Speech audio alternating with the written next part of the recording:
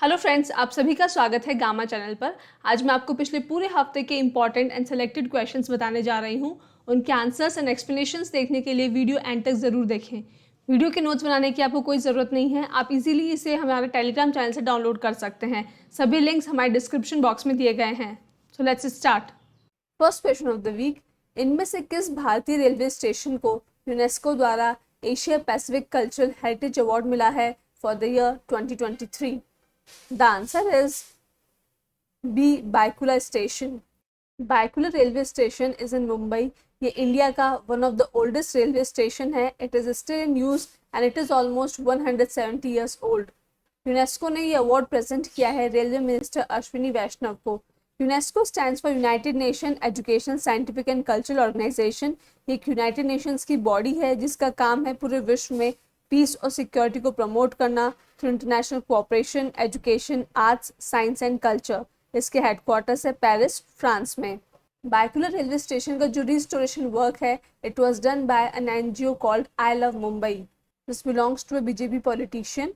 इससे पहले छत्रपति शिवाजी महाराज वस्तु संग्रहालय CSMVS को भी यूनेस्को एशिया पैसिफिक अवार्ड्स मिल चुका है for the year 2022, which is the highest award of excellence and it is given for cultural heritage conservation. Next question, इनमें से कौन सी Indian state 69th edition of Filmfare awards host करेगी for the year 2024? The answer is D, Gujarat.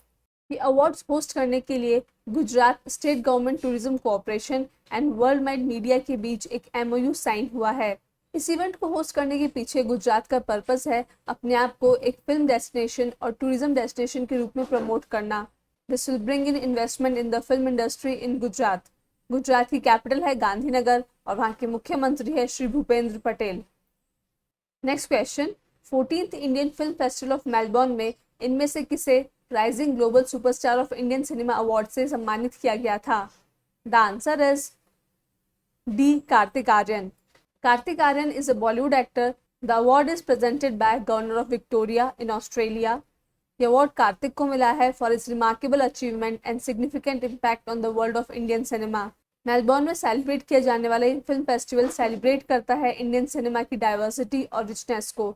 साथ ही ये पूरे विश्व की ऑडियंस को दिखाना चाहता है कि इंडियन फिल्म मेकर्स कितने टैलेंटेड हैं, कितने क्रिएटिव हैं। नेक्स्ट क्वेश्चन, इनमें से किस कंट्री में VC यशवंत घाटगे सनडाइल मेमोरियल अनवेल किया गया है as a tribute to Indian troops? The answer is C, Italy. Sundial memorial located है मॉन्टोन, पेरुजिया, इटली में।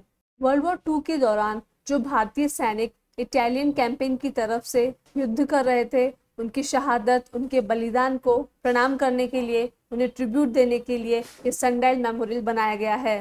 It is dedicated to Naik Yashwant घाटगे who is the recipient of Victoria Cross because उन्होंने बहुत ही बहादुरी से लड़ाई लड़ी and he laid down his life जब अपर टिबर वैली की हाइट्स पे बहुत ही खतरनाक युद्ध हो रहा था। इस मेमोरियल का मोटो है We all live under the same sun। Dear students, अगर सभी एग्जाम रिलेटेड कंटेंट आप एक ही चैनल पर चाहते हो तो अभी इस चैनल को सब्सक्राइब करें और बेल आइकन को प्रेस करें। और अगर एग्जाम प्रेप को आप हाई लेवल पर ले जाना चाहते हैं तो डिस्क्रिप्शन में आपको ऐप और टेलीग्राम चैनल का लिंक मिल जाएगा। नेक्स्ट क्वेश्चन, इनमें से कौन सी कंट्री ऑफिशियली और मेडिकली जेंडर चेंज करने के लिए इंडिविजुअल्स को स्ट्रिक्टली प्रोहिबिट करती है, मना करती है? The answer is A, Russia. Russia के प्रेसिडेंट व्लादिमीर पुतिन ने एक न्यू लेजिस्लेशन साइन किया है जिसके तहत कोई भी इंडिविजुअल अपना जेंडर चेंज नहीं कर सकता है। This law is a significant blow to the LGBTQ+ community. Russia का कहना है this is done to protect Russia's traditional values and also to protect against Western anti-family ideology. If we see the case of India, we have Article 15 of the Indian Constitution जो कि किसी भी व्यक्ति को sex और gender के basis पे discrimination करने के लिए मना करता है, प्रोहिबिट करता है। Other than this, we have the Transgender Persons Protection of Rights Act 2019 जो हर एक व्यक्ति को right to self perceive gender identity and identification grant करता है। A person can identify himself और हरसेल्फ एज मेल, फीमेल और थर्ड जेंडर। तो जो भी ट्रांसजेंडर सिटीजन्स हैं, they have the constitutional right to register themselves under a third gender, बशर्ते उनके पास एक सर्टिफिकेट होना चाहिए provided by a relevant medical official. Next question, इनमें से किस राज्य ने अपने आप को ऑफिशियली डिक्लेयर कर दिया है as a lumpy skin disease positive state? The answer is D, Nagaland. Nagaland is one of the seven sisters in India. ये एक नॉर्थ ईस्टर्न स्टेट है जो कि बाउंड्री शेयर करती है विथ म्यांमार। इसकी कैपिटल है कोहिमा। तो नागालैंड के 4 डिस्ट्रिक्ट्स में लंपी स्किन डिजीज की बहुत ज़्यादा केसेस हुए हैं, and therefore under the Prevention and Control of Infectious and Contagious Diseases in Animals Act 2009 Nagaland को lumpy skin disease positive state declare कर दिया गया है। लंपी स्किन डिजीज कॉज होती है ड्यू टू कैप्रीबॉक्स वायरस, जिसे नीडलिंग वायरस के नाम से भी जाना जाता है। ये मेनली कैटल्स और बफेलोस को अफेक्ट करती है, but the wild life population like deer, bison, mithun are also affected. Lumpy disease में एनिमल्स को हाई फीवर आता है, उनका मिल्क प्रोडक्शन रिड्यूस हो जाता है, there is skin nodules, loss of appetite, भूख में कमी, nasal and eye discharges। और जब इन स्किन नोड्यूल्स पे कोई भी फ्लाइज, टिक्स या मॉस्किटोज बैठते हैं और दूसरे एनिमल पे बैठते हैं तो लंपी स्किन डिजीज को ट्रांसमिट भी करते हैं। नेक्स्ट क्वेश्चन, इनमें से कौन सी ऐसी पहली इंडियन सिटी है जिसने वर्ल्ड सिटीज कल्चर फोरम को ज्वाइन किया है? The answer is B, Bengaluru. Bangalore is in Karnataka. ये इंडिया की सिलिकॉन वैली है और फास्टेस्ट ग्रोइंग मेट्रोपोलिस है। World cities culture forum WCCF एक इन्फ्लुएंशियल ग्लोबल नेटवर्क है। इसमें विश्व की बड़ी बड़ी सिटीज़ है जो कि रिसर्च और इंटेलिजेंस शेयर करती है। They explore the role of culture in future prosperity, और किसी भी सिटी की प्लानिंग और इन्वेस्टमेंट में they place culture at its heart, और you can say at its main point. इस अनाउंसमेंट के साथ Bangalore is the only Indian city जिसने विश्व की 40 मेजर ग्लोबल सिटीज को ज्वाइन किया है, which are spread across 6 continents in the WCCF। Next question, who has become India's 83rd grand master at Biel chess festival? The answer is A, Aditya Samant. India के 83rd grand master Aditya Samant is from Maharashtra. Grand master का title दिया जाता है FIDE द्वारा, which is a world chess organisation. World chess champion title के बाद grand master is the highest title जो कोई भी चेस प्लेयर अटेन करना चाहता है। ग्रैंड मास्टर बनने के लिए एक प्लेयर को 2500 FIDE क्लासिकल और स्टैंडर्ड रेटिंग चाहिए, साथ ही ही must have obtained 3 GM norms. Next question, Korea Open 2023 में इनमें से किसने मेंस डबल्स फाइनल्स जीता है? The answer is B, Satwik Sairaj Rankireddy and Chirag Shetty. Korea Open खेला गया था साउथ कोरिया के येसू सिटी में।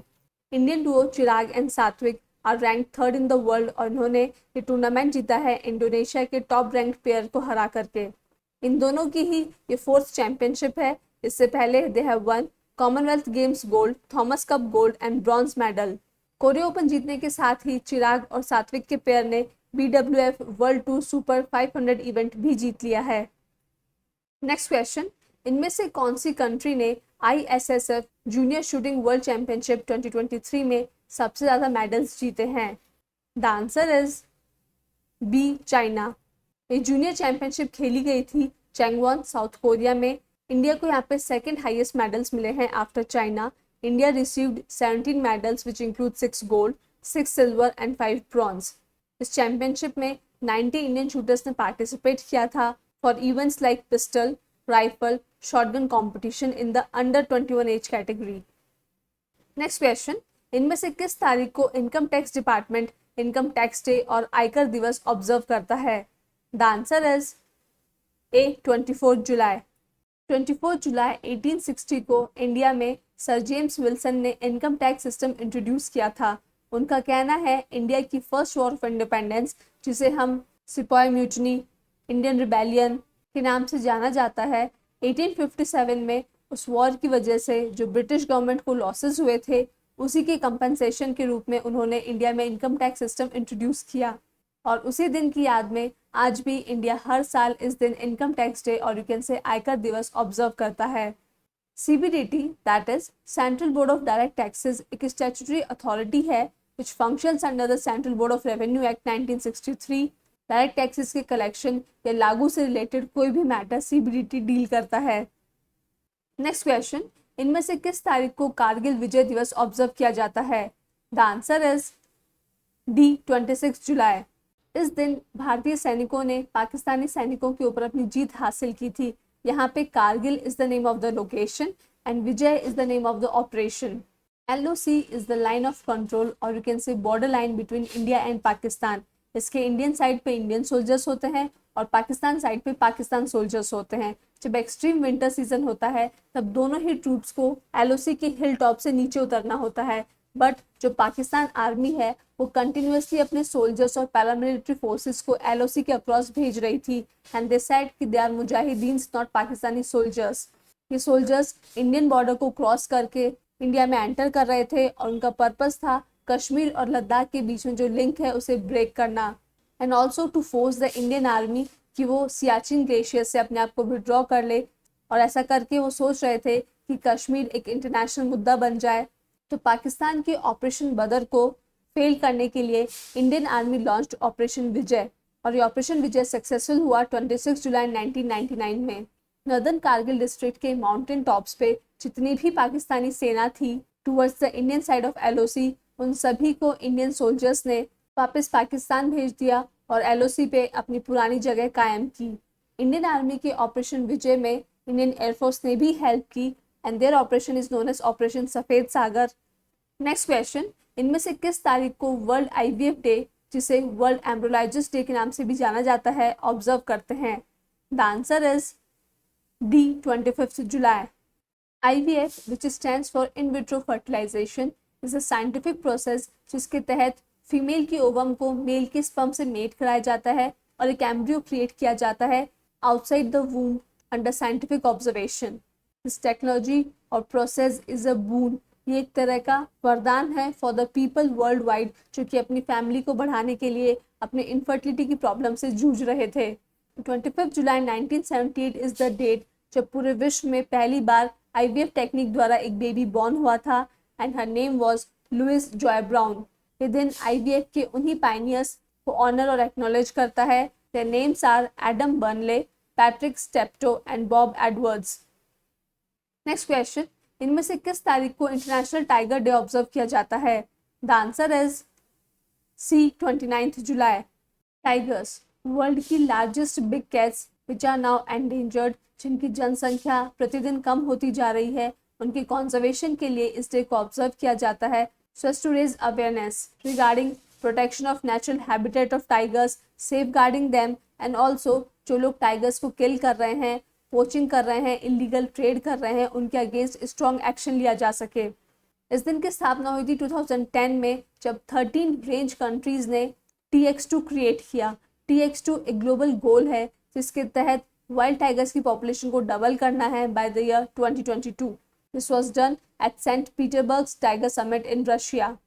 पूरे विश्व में टाइगर सिर्फ 13 कंट्रीज में पाया जाता है और इसमें से भी 70% टाइगर्स तो सिर्फ इंडिया में हैं। दैट इज वाई इंडिया ने इस साल international big cat alliance launch किया है जिसका एम है 7 मेजर बिग कैट्स को कंजर्व करना और वो 7 मेजर कैट्स है tiger, lion, leopard, snow leopard, puma, jaguar and cheetah. Next question, इनमें से किस तारीख को international day for conservation of mangrove ecosystem observe किया जाता है? द आंसर इज B, 26 जुलाई। मैंग्रोव्स छोटे छोटे प्लांट्स और श्रब्स होते हैं जो कि कोस्टल सलाइन और ब्रैकिश वाटर में ग्रो होते हैं। वेस्ट बंगाल के Sundarban mangroves are the largest mangrove regions in the world. ये दिन ऑब्जर्व किया जाता है to raise awareness of the importance of mangrove ecosystem. ये बहुत ही डाइवर्स इकोसिस्टम होते हैं, इन्हें कंजर्व करना, सस्टेनेबली मैनेज करना बहुत ही ज़रूरी है। The date has been chosen because 1998 में इस दिन एक Greenpeace worker Hayhow Nonoto passed away because he participated in a demonstration to restore mangrove wetlands in Muisne, Ecuador. Next question, इनमें से किस तारीख को वर्ल्ड हेपेटाइटिस डे ऑब्जर्व किया जाता है? द आंसर इज A, 28 जुलाई।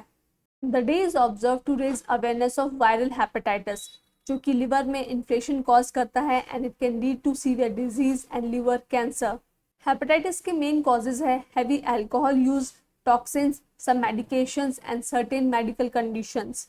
इसके 5 कॉमन स्ट्रेन्स है A, B, C and D। The date is chosen because इस दिन जन्म हुआ था Nobel prize winning scientist doctor Baruch Blumberg का, जिन्होंने हेपेटाइटिस बी वायरस डिस्कवर किया along with a diagnostic test and vaccine for the virus. इस साल इस डे की थीम है one life one liver. Next question, इनमें से किस तारीख को central reserve police force CRPF अपना 85th रेजिंग डे ऑब्जर्व करती है? द आंसर इज डी 27 जुलाई।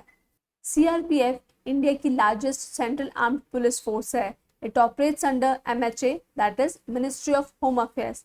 इसका काम है स्टेट और यूनियन टेरिटरीज में पुलिस ऑपरेशंस को असिस्ट करना in maintaining law and order and counter insurgency.